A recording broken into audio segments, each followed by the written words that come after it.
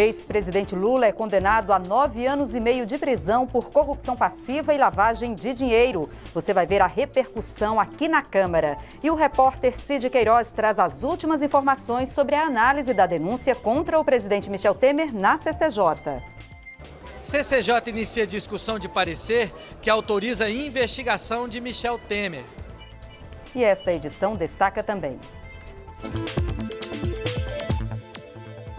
Plenário recebe representantes da ciência e tecnologia para debater os protestos em mais de 20 cidades contra cortes no orçamento do setor. E lei que permite a entrada forçada de agentes de saúde em imóveis suspeitos de terem foco do mosquito Aedes aegypti completa um ano com resultados positivos.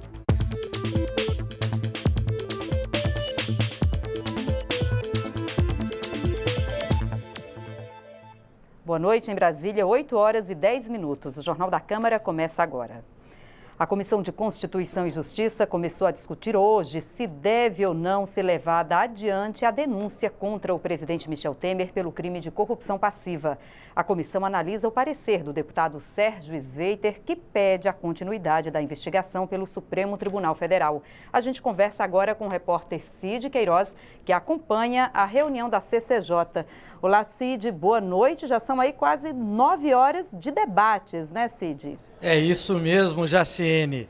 106 deputados se inscreveram para falar durante os debates.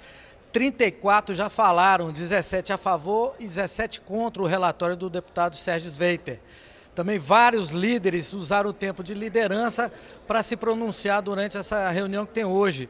A movimentação aqui começou cedo. Vamos ver na matéria como é que foi. Os primeiros deputados chegaram às 7h20 da manhã desta quarta. Para garantir lugar na lista de inscrição de oradores, muitos parlamentares tomaram café da manhã na porta da CCJ. Cerca de 30 deputados e um batalhão de repórteres e assessores estavam a postos quando o plenário da comissão foi aberto. O presidente da comissão, o deputado Rodrigo Pacheco, abriu a sessão 2 horas depois. Já havia quase 90 inscritos para falar. Os debates começaram às 11h20 com o deputado Paulo Maluf. Eu peço aos senhores aqui, rejeitem essa denúncia do Procurador-Geral da República, que é uma denúncia absolutamente vazia, sem nenhuma base nem jurídica nem econômica. Todos os 132 integrantes da Comissão de Constituição e Justiça, 40 deputados não membros e todos os líderes partidários puderam se inscrever.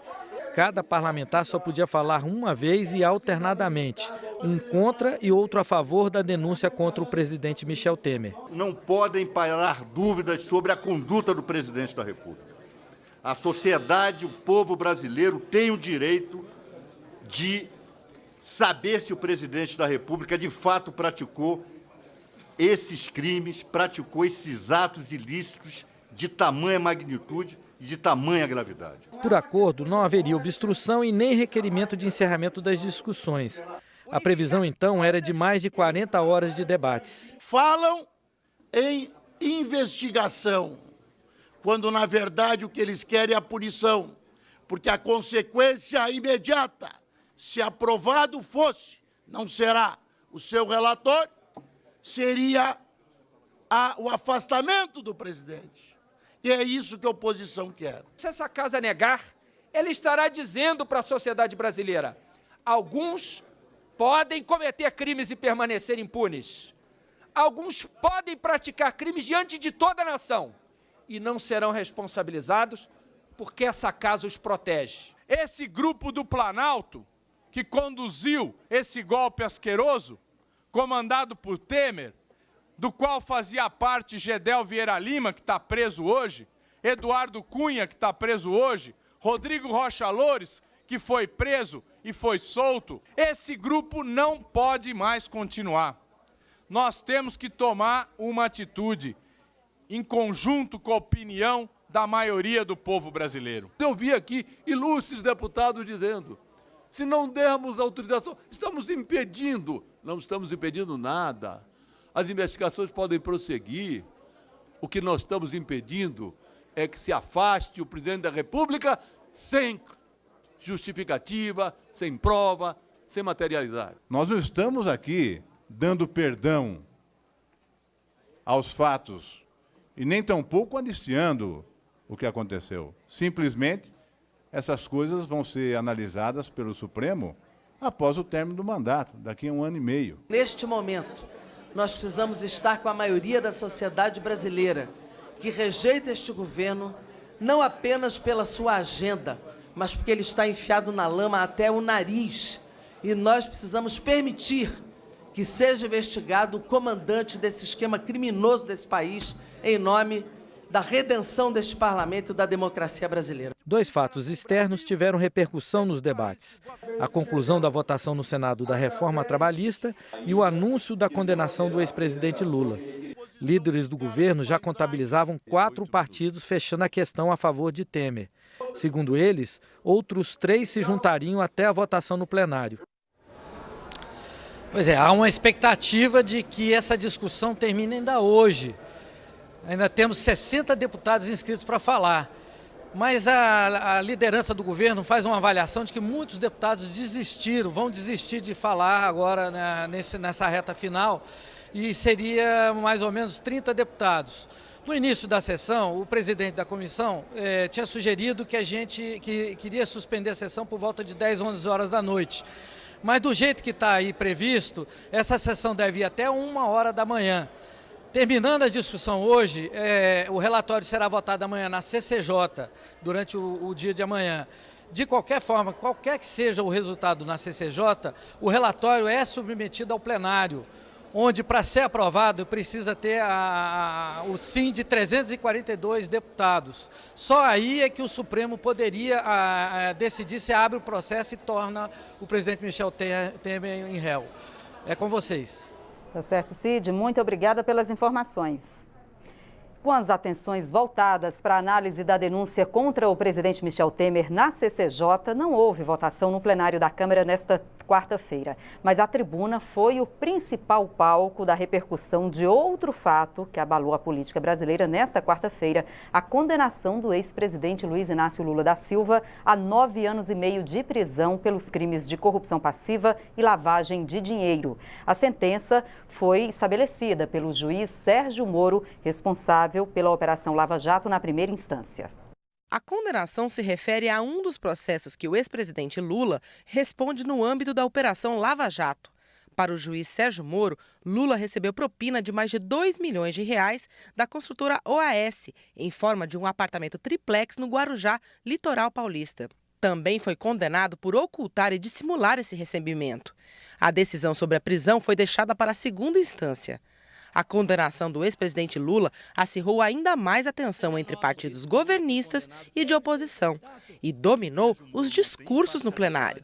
Deputados oposicionistas criticaram a decisão. Presta a interferir no jogo político, no momento que nós estamos aqui nesta casa, decidindo os destinos de um presidente da República acusado da prática de crime comum. Sérgio Moro, como é de praxe na sua atuação, vai em busca dos holofotes, vai em busca da celebridade, vai em busca de interferir no jogo político e profere essa sentença absolutamente lamentável, uma sentença nula, uma sentença atentatória ao direito. Não há provas para condenação.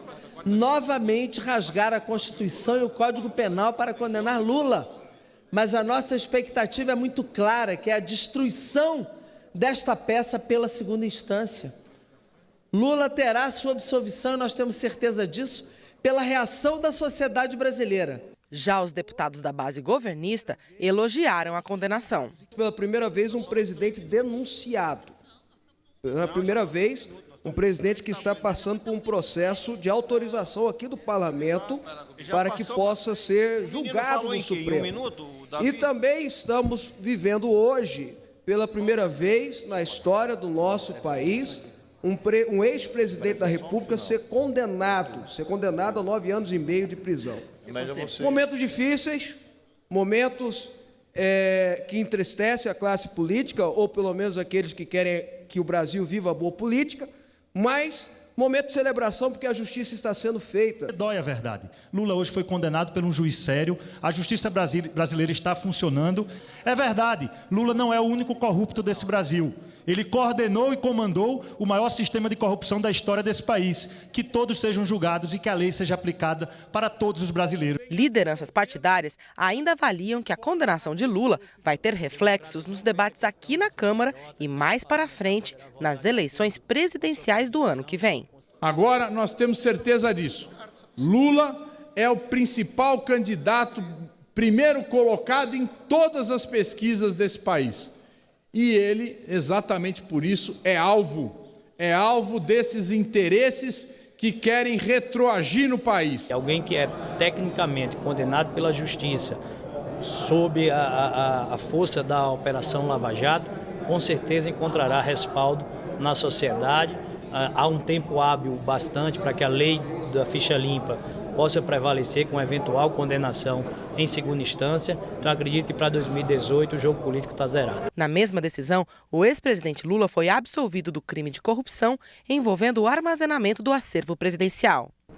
A sessão do Congresso Nacional, que seria na próxima segunda-feira, foi antecipada para esta quinta, às 10 da manhã. A convocação foi feita pelo presidente do Congresso, senador Eunício Oliveira. Deputados e senadores devem analisar vetos presidenciais e o projeto da LDO, a Lei de Diretrizes Orçamentárias para 2018. O plenário da Câmara recebeu os principais representantes da ciência e tecnologia no país para debater a situação atual do setor. A discussão acontece no momento em que mais de 20 cidades brasileiras realizam a Marcha pela Ciência, em protesto contra cortes no orçamento. Os representantes dos principais setores que impulsionam a inovação no país falaram sobre as conquistas que o Brasil alcançou nos últimos anos, em áreas como saúde, produção de alimentos e tecnologia. O objetivo é fazer um apelo sobre a importância de se manter recursos para a pesquisa no país, que tem potencial de maiores avanços se houver incentivo. Somos o país mais eficiente na produção de alimentos e temos Embrapa. Extraímos petróleo em águas profundas e temos Petrobras. Produzimos aeronaves vendidas para o mundo todo e temos Embraer. Respondemos rapidamente à crise do Zika.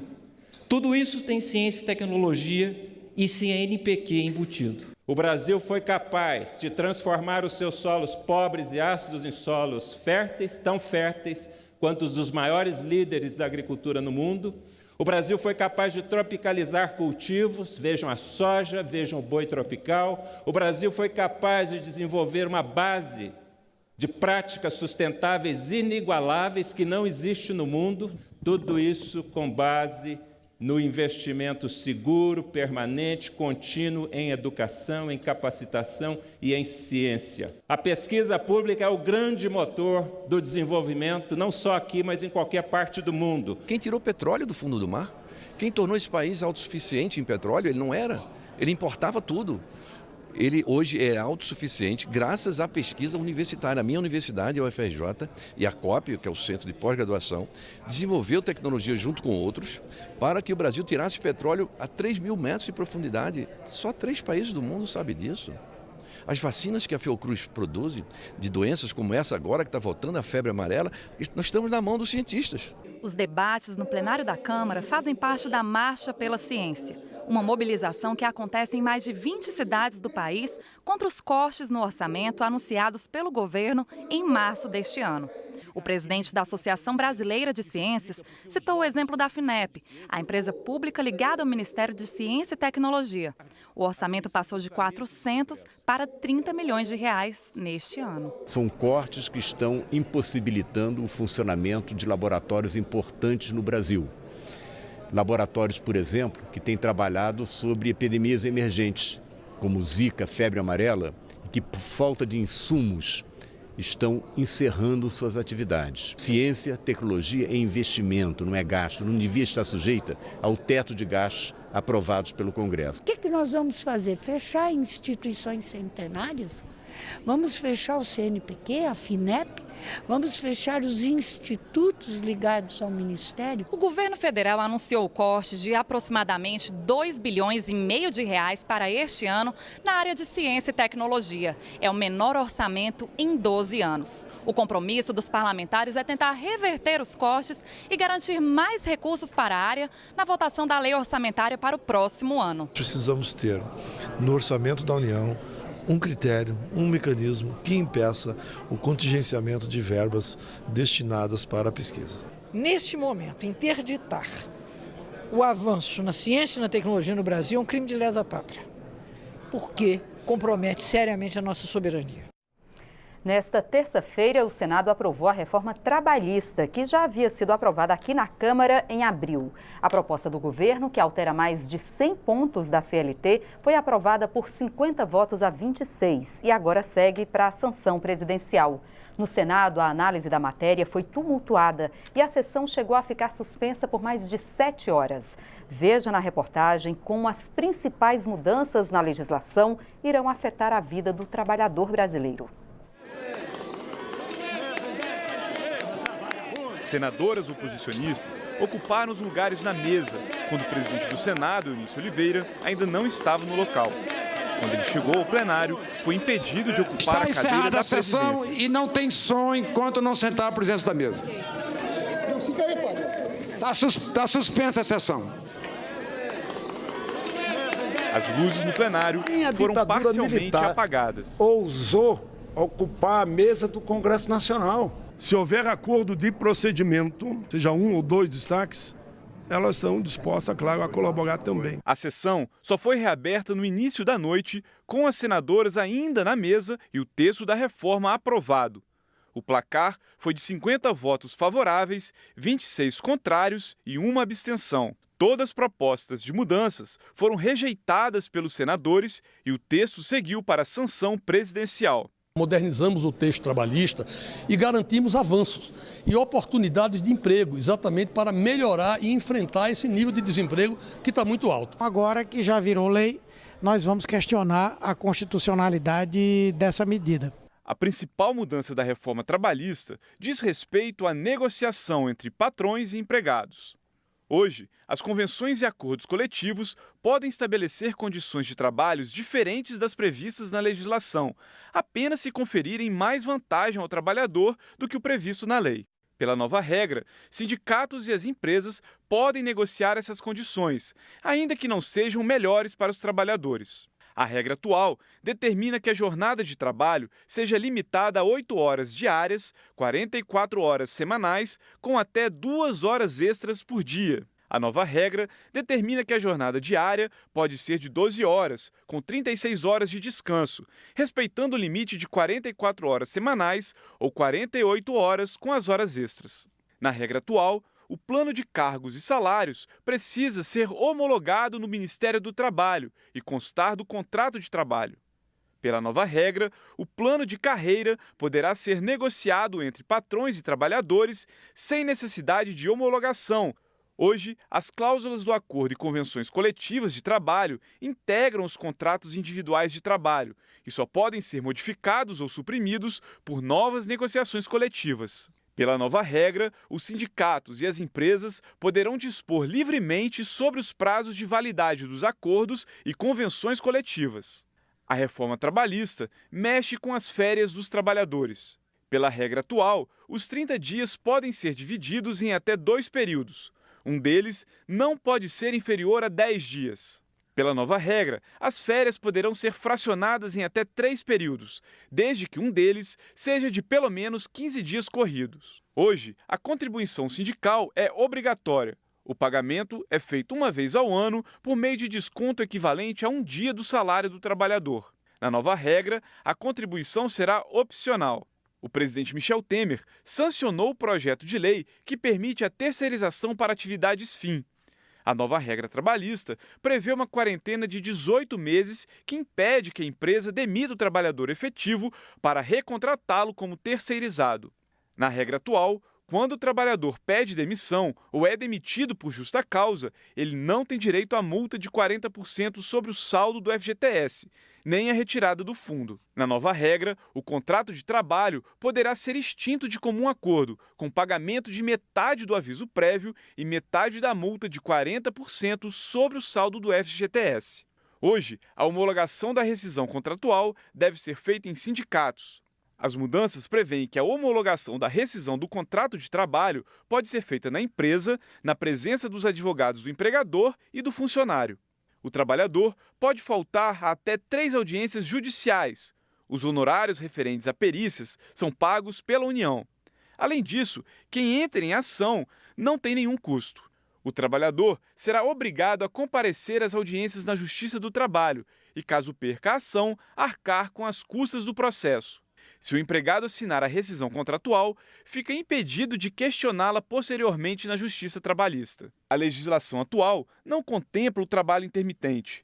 Pela nova regra, o trabalhador poderá ser pago por período trabalhado, recebendo pelas horas ou diária. Terá direito a férias, FGTS, Previdência e 13º salário proporcionais. O empregado deverá ser convocado com, no mínimo, 3 dias de antecedência.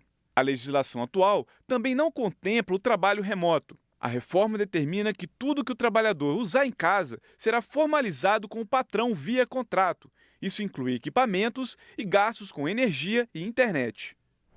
E aqui na Câmara, a aprovação da reforma trabalhista pelo Senado repercutiu bastante, especialmente a notícia de que o governo teria feito um acordo com os senadores para que o texto fosse aprovado sem alterações, do jeito que foi enviado pela Câmara, e que as mudanças seriam feitas posteriormente por meio de uma medida provisória.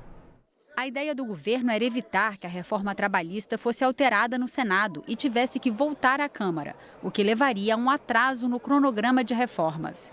O acordo prevê que as alterações serão feitas em uma medida provisória, modificando pontos da reforma, como as regras para o contrato de trabalho intermitente, de autônomos e do trabalho insalubre de grávidas e mulheres que estão amamentando. Pelo Twitter, o presidente da Câmara, Rodrigo Maia, disse que, caso a MP seja enviada, ela não vai ter prosseguimento na Câmara.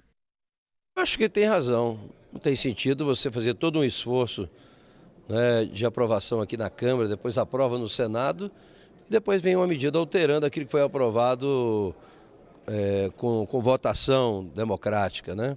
Eu acho que seria um retrocesso qualquer mudança daquilo que foi aprovado na Câmara e no Senado. Se vier uma MP para repor direitos que foram retirados, nós vamos lutar para garantir que esses direitos voltem para a legislação do trabalho.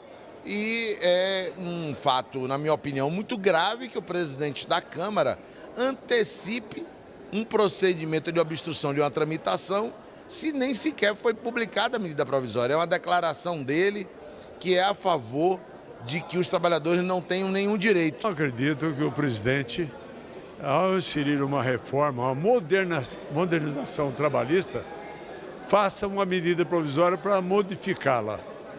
Ele vai cair do cavalo, porque a medida provisória não será aprovada na Câmara. Tenho certeza absoluta que não será aprovada. Então será uma medida provisória inócua. A reforma trabalhista, a modernização trabalhista, ela é útil para o país, está sendo esperada há muito tempo. Pela primeira vez faz uma reforma dando mais direitos ao trabalhador. É errado quando fala que tirou, é o contrário, deu mais direito. Ele preside os trabalhos, ele não é dono desse lugar e principalmente não pode interferir nas matérias que precisam ser apreciadas. O plenário é soberano em todos os casos. O Senado Federal aprovou a reforma trabalhista depois de um acordo com o governo de que alguns pontos que os senadores não concordavam, que retira direito dos trabalhadores, seriam revistos pelo próprio governo. Então, o presidente da Câmara falar isso, ele está dando uma sinalização para um setor econômico do Brasil, tentando impor uma liderança que não cabe exclusivamente a ele. Veja agora outros destaques desta quarta-feira. Deputados querem que o Banco Central reveja as alterações feitas nas normas do Plano Agrícola de 2017-2018 e que, na visão deles, prejudicam o cooperativismo brasileiro. Segundo os parlamentares, as decisões dificultam o acesso ao crédito, principalmente para pequenos agricultores. O assunto foi discutido na Comissão de Agricultura, Pecuária, Abastecimento e Desenvolvimento Rural. A Comissão do Esporte promoveu debates sobre a obesidade infanto-juvenil. O encontro recebeu o apoio da Frente Parlamentar de Combate e Prevenção da Obesidade de Crianças e Adolescentes. Atualmente, 57% dos brasileiros estão acima do peso e 20% sofrem com obesidade. Especialistas defenderam a realização de campanhas educativas e políticas públicas para combater o problema. A Comissão de Trabalho realizou uma audiência pública com integrantes de várias agências reguladoras, como a Aniel, Anvisa, a NTT e Ancine. Os participantes debateram o papel dessas agências e discutiram formas delas melhorarem a prestação de serviços. As agências regulam serviços como aviação civil e transportes terrestres, telecomunicações e energia elétrica, vigilância sanitária e cinema, entre outros. O representante da OAB, que participou da audiência pública na Câmara, lembrou que elas fiscalizam e acompanham serviços públicos prestados por empresas privadas, ajudam no crescimento da economia e precisam de independência em relação ao governo. A gente entende que essa autonomia administrativa ela tem que vir aliada a uma autonomia financeira e também ao poder decisório dela, sem qualquer influência de política ou que seja, qualquer característica que seja governamental, mas sim numa situação realmente totalmente técnica. A autonomia também foi cobrada pelos representantes de sindicatos de servidores que trabalham nas agências reguladoras. Diretores também lembraram a importância de valorizar os profissionais técnicos, mesmo que os dirigentes sejam nomeados pelo presidente da República. Para a chefe de gabinete da Agência Nacional de Energia Elétrica, o maior desafio do setor é se livrar do contingenciamento de recursos do governo. Ela cobrou total autonomia orçamentária e financeira das agências reguladoras. Nós temos receitas próprias, essas receitas são cobradas do consumidor de energia elétrica e o que a gente precisa fazer é conseguir ter autonomia para gerenciar esse recurso. No final, não, como um representante lá falou da própria OAB, o que fazer com esse recurso que está sobrando? Devolver para o consumidor. A gente tem que ter essa autonomia. Hoje a gente não tem essa autonomia. A gente faz fomento, a gente faz regulação, fiscalização, inspeção e faz controle de serviço público e de um produto adequado para a sociedade. Então a gente acredita que as agências, enquanto instituição, elas hoje são praticamente um núcleo de inteligência da sociedade para fomentar o crescimento econômico nesse país. O subchefe da Casa Civil da Presidência da República defendeu a aprovação do projeto de lei do Senado que tramita na Câmara, que uniformiza regras para as agências reguladoras. Uma das propostas é obrigar a divulgação periódica de relatórios de prestação de contas. O PL, então, ele tenta homogeneizar todos os mandatos, deixar mandatos de 5 anos com não possibilidade de recondução, homogeneizar os requisitos e todo o processo decisório da agência. É importante que, antes de cada ato, tenha uma análise de impacto regulatório que mostre para a sociedade por que aquela regulamentação está sendo adotada, quais são os custos e benefícios, quais as opções que foram ponderadas e que tenha uma consulta pública efetiva de todas as normas. As agências controlam 70% do PIB brasileiro. É preciso que nós consigamos proporcionar autonomia para que as agências cumpram o seu papel atendendo às expectativas da sociedade. A lei que permite a entrada forçada de agentes de saúde em imóveis suspeitos de terem focos de Aedes aegypti já completou 1 ano. O mosquito é responsável pela transmissão de zika, dengue e chikungunya. Na época em que a lei foi sancionada, o país vivia uma epidemia dessas doenças. A lei aprovada pelo Congresso Nacional trata de ações para combater o mosquito Aedes aegypti. Uma delas permite a entrada sem autorização do proprietário em imóveis suspeitos de terem foco do mosquito. Uma medida que ajudou a reduzir em 90% o número de casos de dengue, zika e chikungunya 1 ano depois de a lei entrar em vigor. O deputado Nilton Cardoso Júnior comemora o resultado. Nós tomamos uma medida muito efetiva que, compondo com outros fatores, foi responsável, em 2017, no acumulado do ano, pela redução de 90% dos casos de infecção por essas 3 doenças. Ou seja, a lei pegou, a lei criou cultura. Esse professor e médico epidemiologista da Faculdade de Medicina da Universidade de Brasília lembra que o Brasil, como outros países das Américas, já esteve livre do Aedes aegypti durante os anos 70. Mas com o crescimento das cidades, o problema voltou e as dificuldades para combater a proliferação do mosquito só aumentaram. Apesar de a lei ser importante, ele faz um alerta. Primeiro, que as populações todas se conscientizem de que não devem ter criadouros potenciais desse mosquito nas suas casas. Segundo, a vigilância sanitária deve buscar controlar esse mosquito nos pontos estratégicos. Terceiro, utilizar inovações para que a gente possa eventualmente conviver com esse mosquito sem que ele transmita essas doenças. Esta edição termina agora. Para outras informações ou para rever nossas reportagens, é só acessar a nossa página na internet. O Jornal da Câmara volta amanhã. Até lá. Tchau.